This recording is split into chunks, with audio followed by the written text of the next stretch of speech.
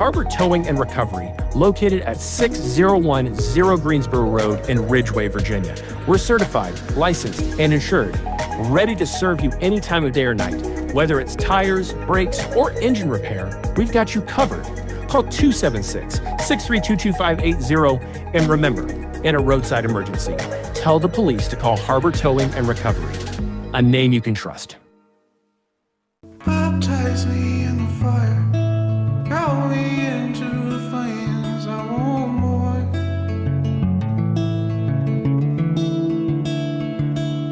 Baptize me in the fire, call me into the flames, I want more.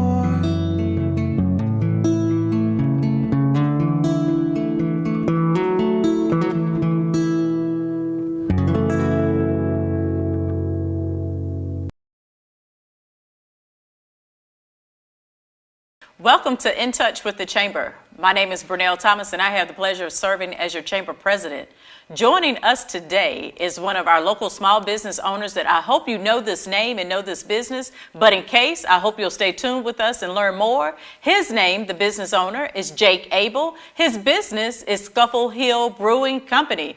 Welcome, Jake. Welcome. Thanks for having me, Brenell. Thank you for coming on and telling us about your business and launching and all the great activities and events you have planned. I'm getting ahead of myself. But first, we like to start the show with that infamous question. Tell our viewers about Jake Abel. Okay, so a little bit about myself.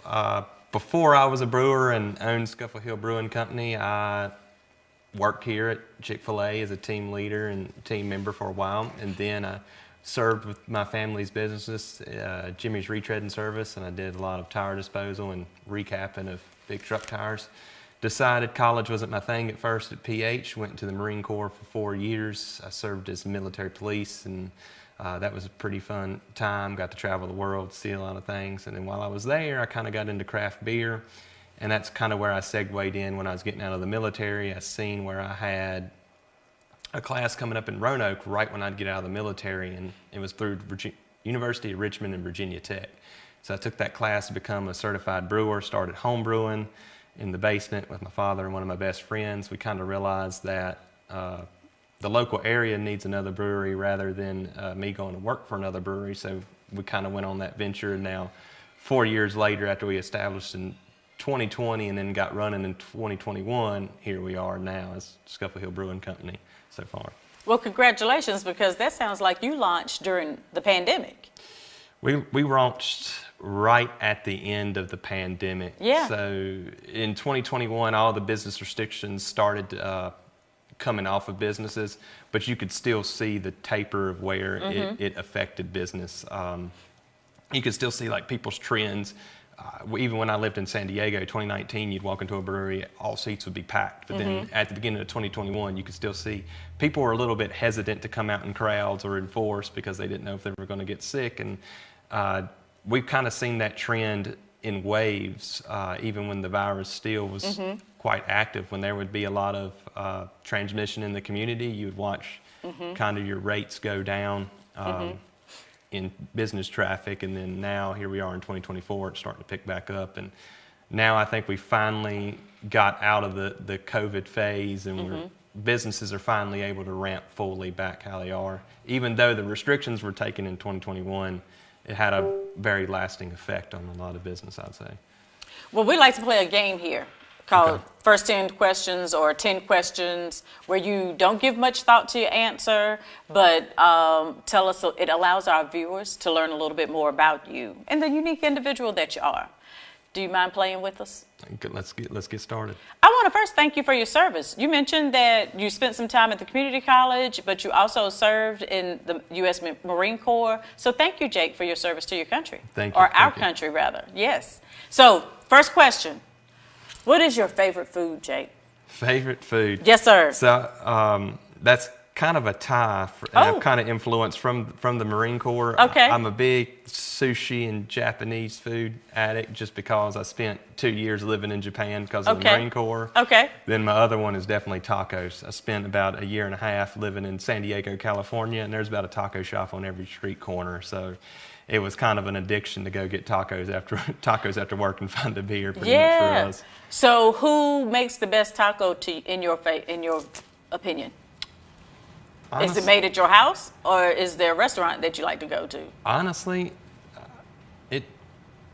if you go find the authentic person that makes the authentic street tacos, and Yes. that's who I like to hit up. I can't necessarily name a favorite, but Okay. if you travel to a location and you talk to people, like say you were in San Diego, what business makes the authentic tacos, and they tell you this one at this address, that's the one you go to. That's where you're going to support. Okay. What was your favorite class when you were a young student? When I was a young student, my favorite class was probably biology and science. Oh, really? I was a big science kid. I was really nerdy into nature, and I spent my time as a kid learning about Animal Planet and Discovery Channel. So when I got into middle school, high school especially, I was really into the sciences. And That's probably served you well in your business, I would imagine. brewing beer is a lot of microbiology and a lot of chemistry, so it's definitely like played a role in the interest factor of going forward in the business. I would say it helps pique my interest because brewing beer, you have a lot of vitality with yeast. You got to keep the yeast alive. That incorporates the microbiology effect, and there's a lot of chemistry when you do water chemistry, for example, to change your water profile here to match the water profile from Germany when you're brewing a German beer. It was all very intriguing to me to learn that, and how just that, like those slight tweaks can make a completely different beer, which is really cool to me. So to our young students who may be watching, you heard it here from a master brewer. Correct. And business owner. Those sciences that you're taking right now will serve you well as an adult. So apply yourself and try to learn and retain as much as you can. Back to the questions. Favorite color, Jake? What's your favorite color? Favorite color? Blue or probably a lime green. I've always liked blue and lime green ever since I was a kid. I don't know yeah? why that stuck out to me. Okay. But it always has. And then somehow when we made our logo, there's a little bit You of lime green incorporated and both. blues Yes, in our sir. logo. Yeah. It was unintentional, but that's probably what drew my eye to liking the logo when we had it graphic designed by someone. Well, look at that. Okay. So next question. Do you have a favorite sports team? Favorite sports team? It's the Chicago Bears. I'm a big football person. I'm not too into many other sports. I mean, I love all sports, but the biggest sports season I love is football. So it's definitely Chicago Bears for NFL. And then when we're talking college, it's a divided household with me and my girlfriend. Okay. I graduated from Liberty University in 2023 with a bachelor's in business leadership, actually. So I'm a Liberty University football fan, and then she went to JMU and got her master's in education there. We're also a JMU household, so Okay. we you watch go, both. We pull for go both. for the Dukes as well. I go for the Dukes as well. Okay. So when you're not busy brewing and running your own business, what do you do in your downtime? What are your hobbies? So I have a few things I do in the downtime. If we're talking hobbies, I'm a big outdoors guy. I love to fish. I love to hike. I love to travel. So you can pretty much find me either hiking or traveling or going to national parks or doing pretty much anything out in nature. Okay. Other than that, I like to serve the community and give back to the community. Unbeknownst to some, I'm one of the board members of the Martinsville Henry County Historical Society uptown, but I'm also serving as their vice president. And so that's where I spend some of my time helping preserve the courthouse and preserve local history. And ever since we opened our business, I took an interest in local history. That's why we named some of our products after local history and tell the story. The name Scuffle Hill came from local history, and I'll kind of segue into the new museum opening. If anyone's been curious, there's a whole big portion being added to the behind of the historic courthouse in uptown Martinsville, and that's going to be called the King's Collection. And it's going to be a new annex opening on September 6th to the public from 3 to 8 p.m. There will be some live music and a food truck, and there will be free admission for kids under 15 years of age. So go there and check it out. You'll see a lot of cool collections there, from old-timey guns to gambling to Native American artifacts. there's a lot of knowledge to be had there, and a lot of time and effort has been put into making that annex. So please, if you get time, go by and check that out. The museum executive director and the Kings and our board would definitely appreciate it. Thank you for that plug. We, I think, are cutting the ribbon there on the Friday before the grand opening on Saturday. So looking forward to that.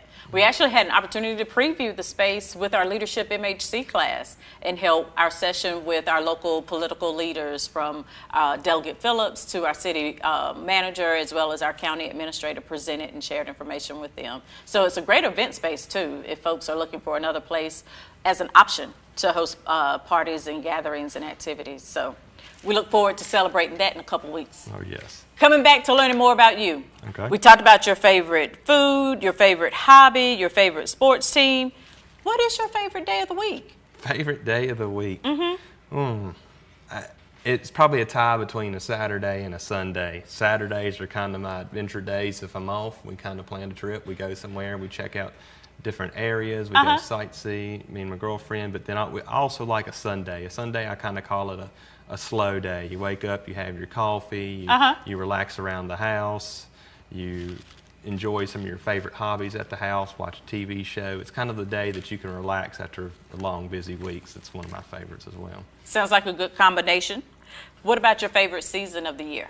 Favorite season, tie between fall and spring, definitely. Oh, really? I'm a big spring and fall person. The leaves change in fall. I love everything pumpkin spice. So oh, my. We go to the pumpkin festivals. We go to the fall festivals. We enjoy the weather. The leaves are changing. And then spring is that we're finally able to get out of the house after the cold. So we love to get out and about in nature and see that before we're getting smoked in the summer by all the heat and the humidity. Exactly. And I imagine summer kind of picks up for your business, too.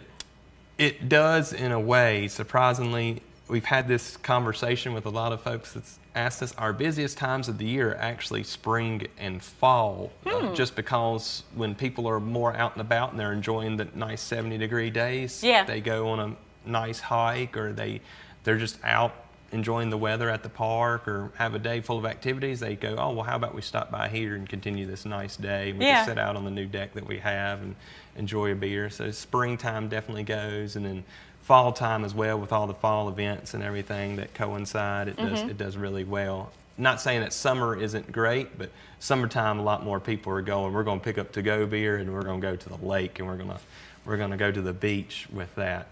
So we can kind of see when you can kind of see a lull in a small town where people go on vacation beginning of the summer and then slowly come back towards the end of the summer, which is pretty cool to see. It's something we had to learn as business owners too. I imagine with your 4 years in business, you've been able to identify those lulls in the community and kind of know when you need to ramp up your employment, or having a more workforce to cover the peaks, versus kind of slowing down business around the holidays, if that's one of those times during the winter. And so let's move into conversation about Scuffle Hill Brewing Company. Okay. You're coming up on that 4-year anniversary celebration. What would you say is some of the best advice you learned or heard as a new business owner?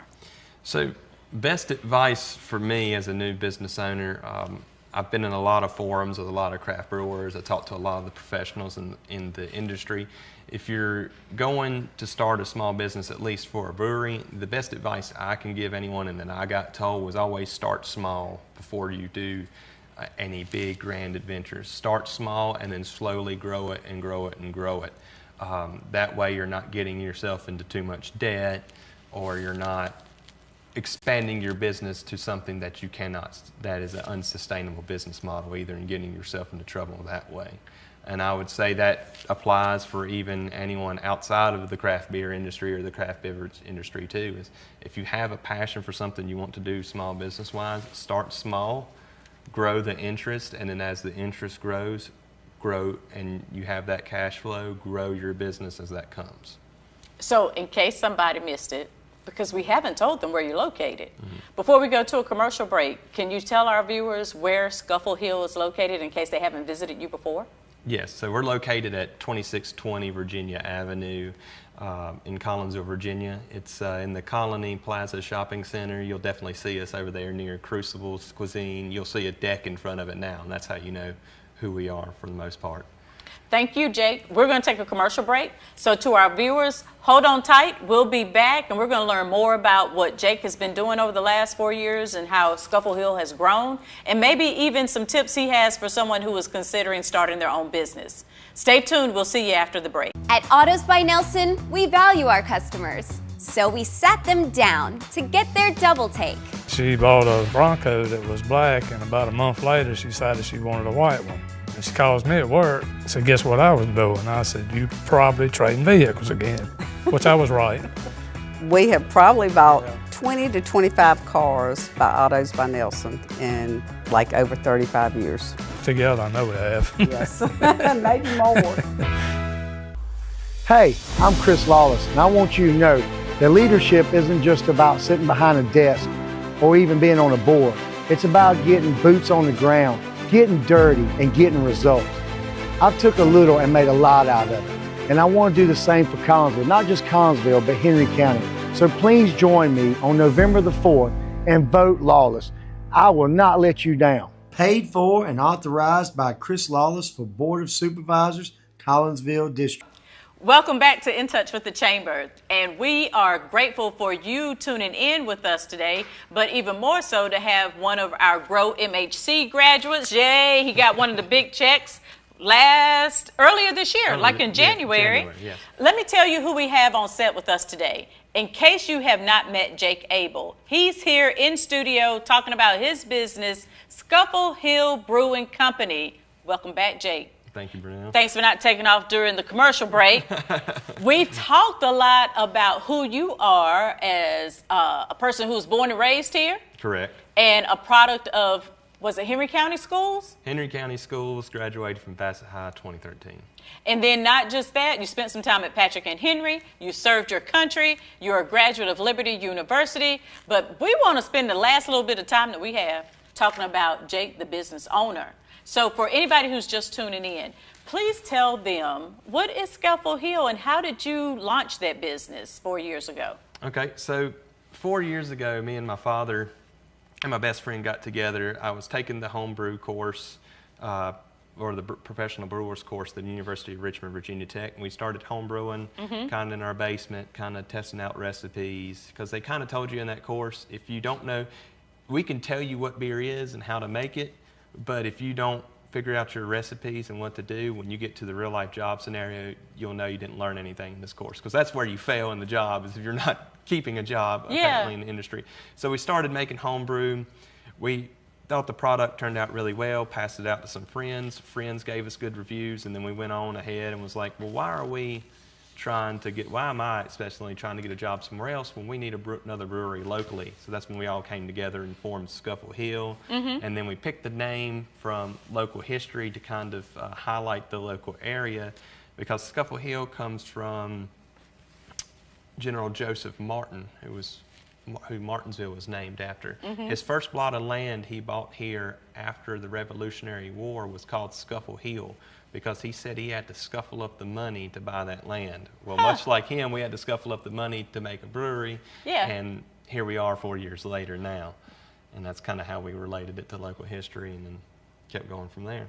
Well, you told us in the first half how you also named some of your beers using events or figures or popular folks from our history. So when we talk about your product line, when you first started, how many beers did you have on tap? So when we first opened in 2021, we had 8 beers on tap. And now, after the years of growth, we've escalated to 14 beers on tap, plus 5 wines or ciders or meads on tap. And then we have a whole line of just bottled product too, and bottled wines, bottled meads. So we have plenty of options to choose from now from where we started, which is considerable amount of growth. I've never seen us growing to the level we are now from year one, but that's how life surprises you in a way, the way I see it. How do you think you prepared yourself for the growth? You said you didn't anticipate it happening in the 4-year period, so how did you adjust?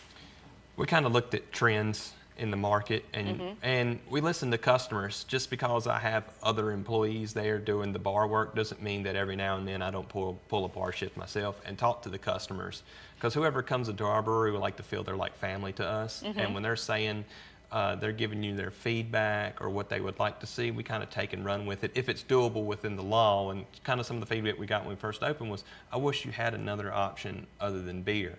Because there's some people that are gluten-free or they just don't like beer. So that's when the wheels started turning to get the wine and cider license. And then I had to find the concept of how to jump the hurdles to get through all the legalities to get that permit in Virginia. Not only Virginia, but have the federal government approve the fermentation as well. And that's kind of where we ended up with the wine and cider options now.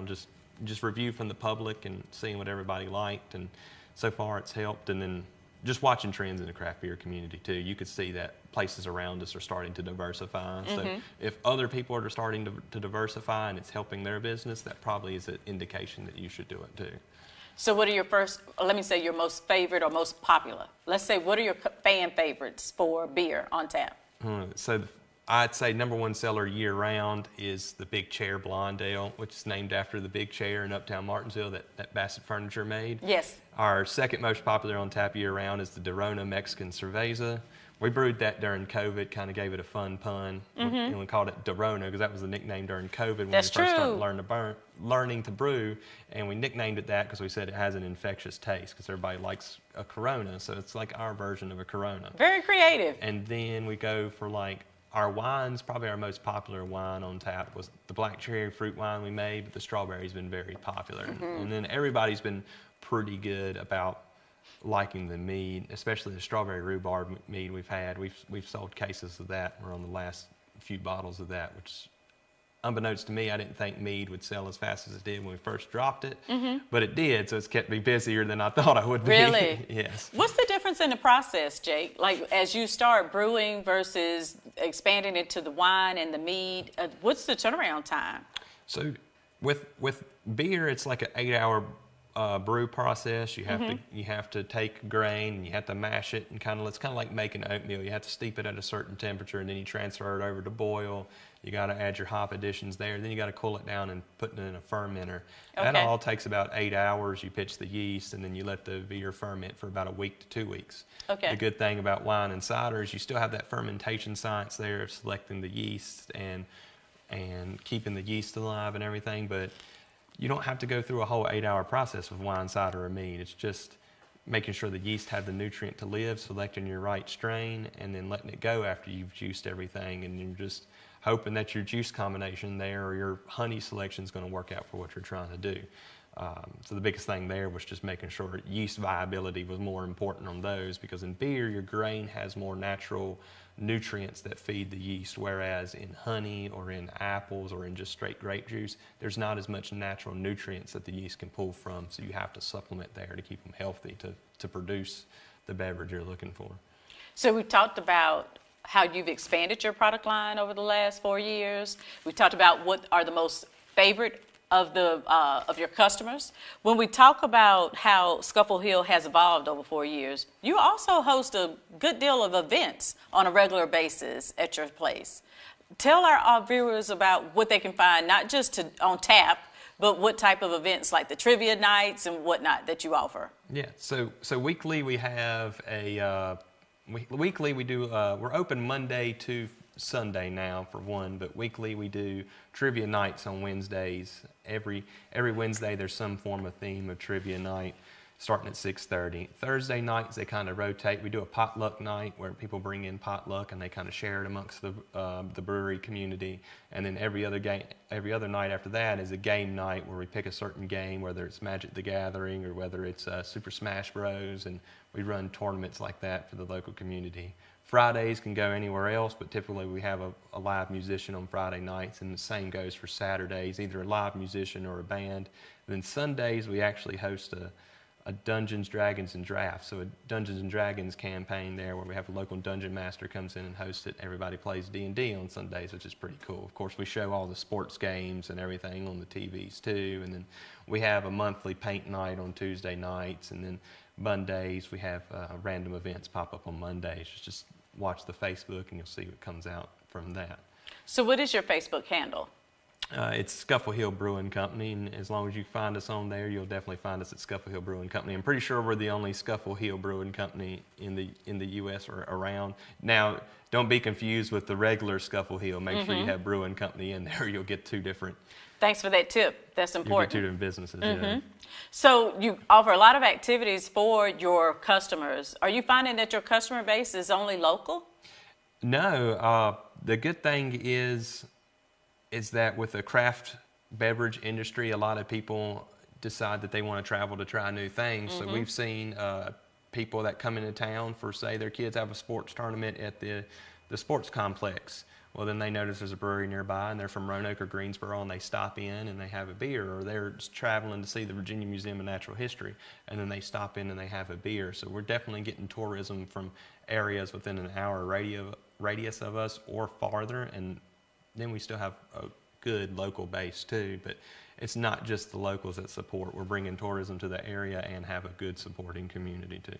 So before we run out of time, let's talk about the big event you have this weekend, starting with Friday night. What are you doing to celebrate your 4th birthday? So Friday night, we're going to have a local musician named Matthew St. Cyr playing live on Friday night. And throughout the week, this week, we've slowly been releasing beer, mead, or wine. So Monday, we dropped, I think it was a maple wine.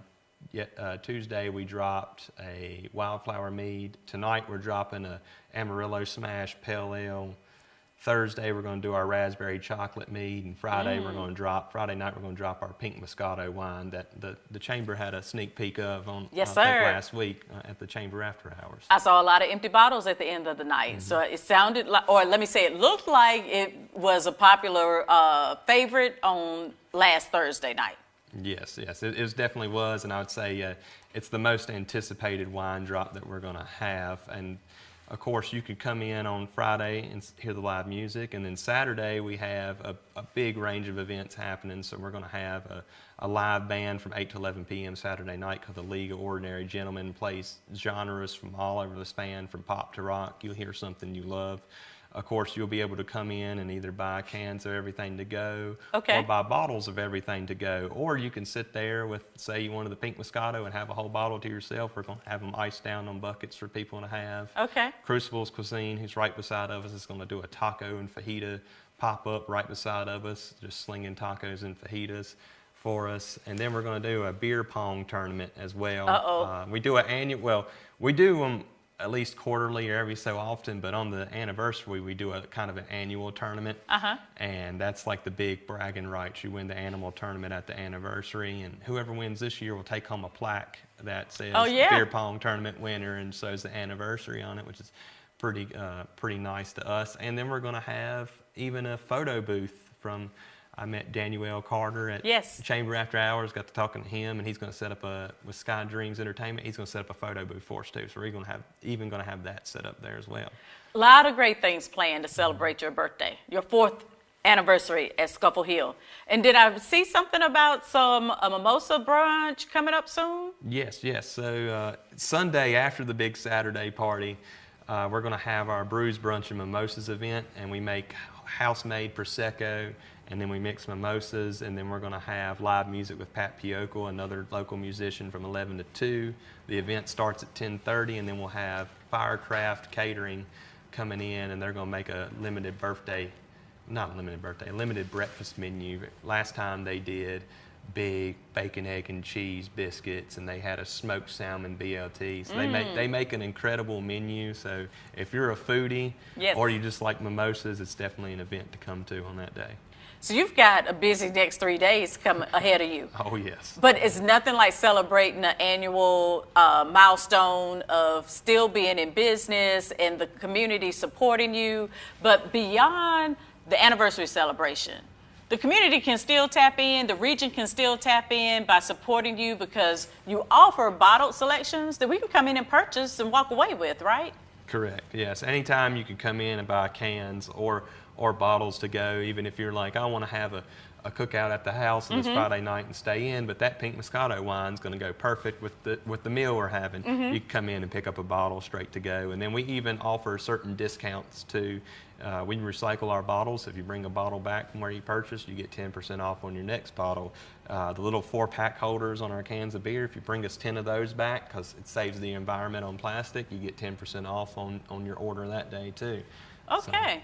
Now, I read on your website, which I think Jose has access to show our viewers too, but you all can do special events too, if I'm not mistaken, just like you did with the Chamber, for Chamber After Hours. Are those events, or do you have the capacity to do other events like that? We Partnerships, if you will? We do. So we hold two permits with ABC, so we can do at least 16 events that we are the ABC permit holders a year through that. So if there's an event that you really want to have us there and want to partner with us and work with us, we can figure out a way to jump the hoops of the ABC law and get that permit approved. And we do also do nonprofit events. So if the nonprofit is buying the kegs, and we'll come out there with our equipment and volunteer to serve for them as well. But even still, with that said, if people just want to come in and buy a keg to go and they're having a party at their house, we have equipment for rent, and you can buy a keg for the weekend and then bring it back on the Monday when it's empty. And we have party pumps and things available for rent for people that want to do that too. All kinds of options to get access to your product, depending on the event and who's hosting it. Correct. But the main thing that I heard is you're willing to partner with other organizations in the community if there's a way to help support their event with some local brew from Scuffle Hill Brewing. Correct. Yeah. Absolutely. We love partnerships, and we love even like collaborating with other businesses. So maybe in the fall time, you might see the ground floor and Scuffle Hill collab, because they just...